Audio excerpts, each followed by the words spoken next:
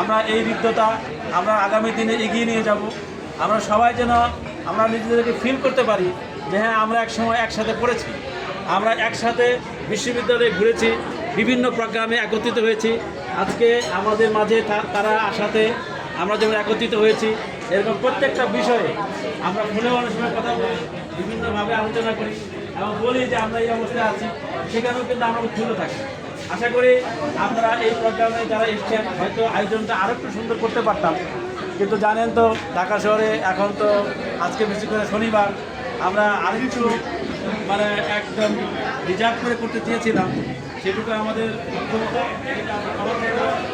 যতটুকু আনন্দ দিতে পারলাম, যতটুকু কথা বলি এই আয়োজনে আপনাদের পেরেছি, সেটুকু আপনাদের জন্য ভবিষ্যতে আমরা আরও আশা রাখি আরও সুন্দর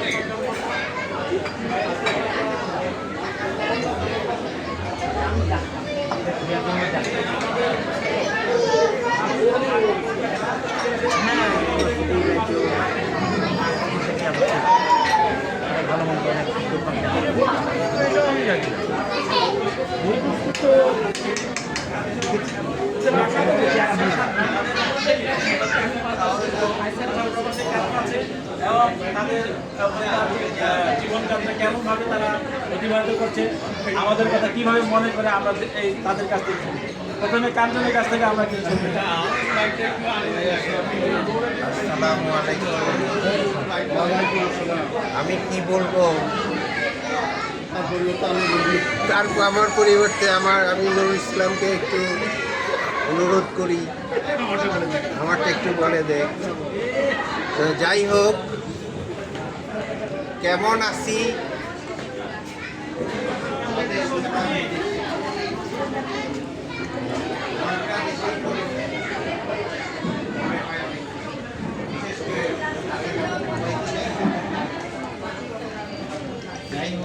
আমার মনে হয়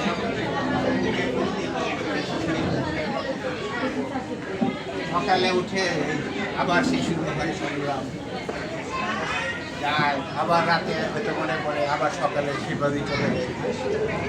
তারপরে বলবো আমি আমার ব্যক্তিগতভাবে আমার ফ্যামিলি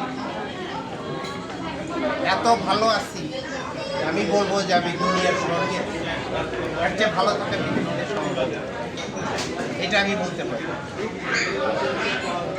আর কি বলার আছে আমি জানি না। সবাইকে ধন্যবাদ, সবাই দোয়া করবেন, সবাইকে মাফ মানে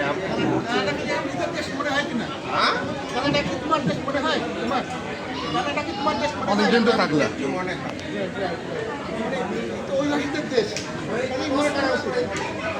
এখন একটু মনে হয় না, প্রশ্ন করতে অসুবিধা নেই। না না ঠিকই আছে। তুমি ছুটি হবে, তুমি নিজের দেশ যদি না ভাবতে পারো তাহলে তুমি সুখে থাকতে পারবে না। এখন একটু মনে হয়, আগে মনে হয়